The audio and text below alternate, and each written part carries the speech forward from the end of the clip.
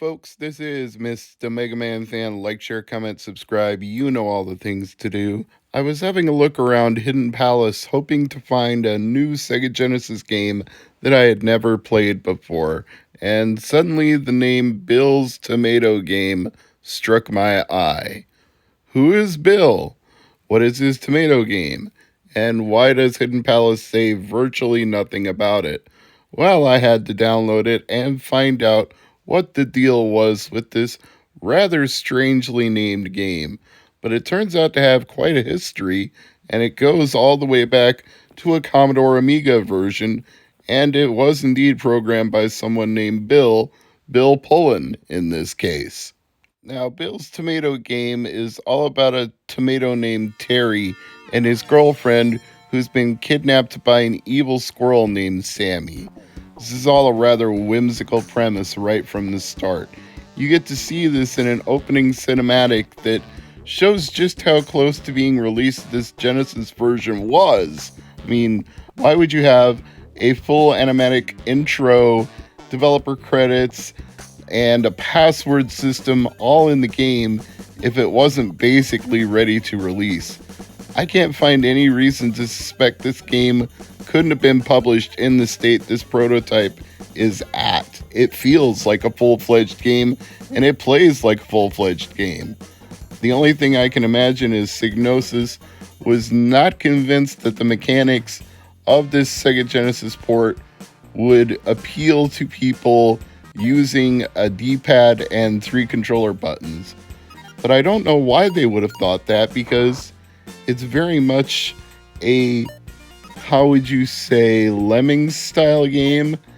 I don't know what the exact term for that genre would be, but a game where you have to create paths for your character to travel safely across, and once you get them to the goal, you advance to the next stage. Now, you might not know it from this opening stage that you have to play, but this bouncing tomato platforming area is simply a mechanic to get you to the door with the flashing arrow, and once you get there, the real game gets underway. From there, you're going to play a drag and drop game, and if you're familiar with games like Mario vs. Donkey Kong March of the Minis, you should already understand how this works. You have items in your inventory that you can place around the screen. You control an arrow on the screen. You drag and drop. In the case of Mario vs. Donkey Kong, you use a stylus to do that, but here you use the D-pad and the control buttons. But it's the same idea. Once you've got everything where you want it to be, you hit the run button. I guess I would call it that in either game. In this case, it launches Terry the Tomato, and you hope that you've placed all the objects in the right places for him to achieve the goal that you want. And it's not always obvious what you're supposed to do with it or where the right place is to put it, but thankfully you've got a lot of spare tomatoes so you can keep trying until you get it right. Now, the big difference here between Mario vs. Donkey Kong and Lemmings and Bill's Tomato Game is that once you hit the run button, you have to keep changing objects in the level. You have to react in real time as your Lemmings, as your mini Marios march along, because there are different enemies that are interacting with them. There are new obstacles that appear unexpectedly.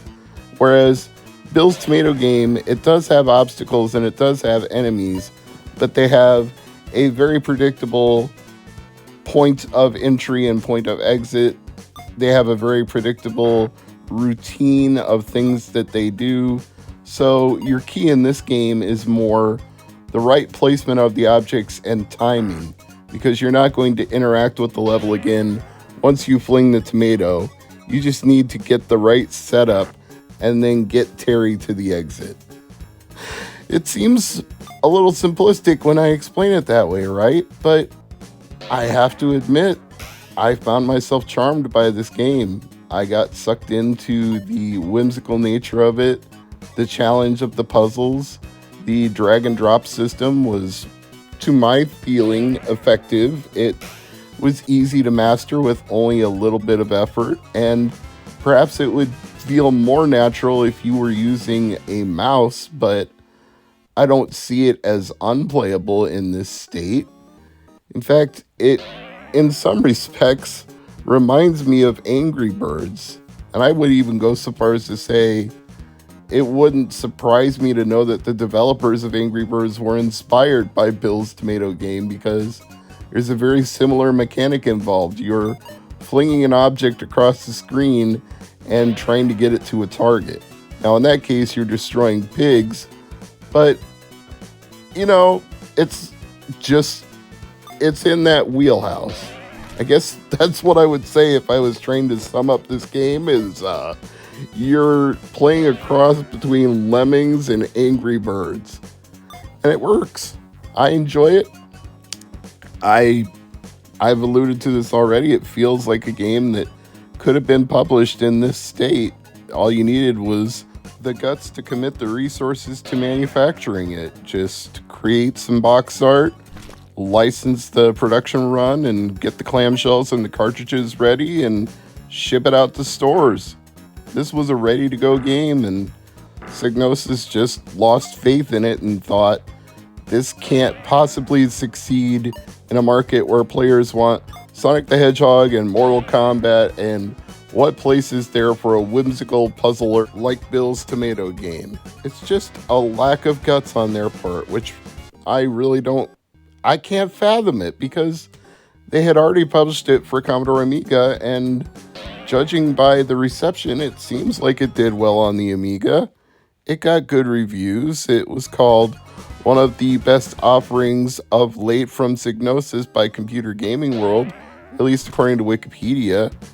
And there may not be much written about it in general. It just seems to be a rather obscure Amiga game and an even more obscure Sega Genesis prototype. But at least in that obscurity, I can't find people saying bad things about Bill's Tomato game.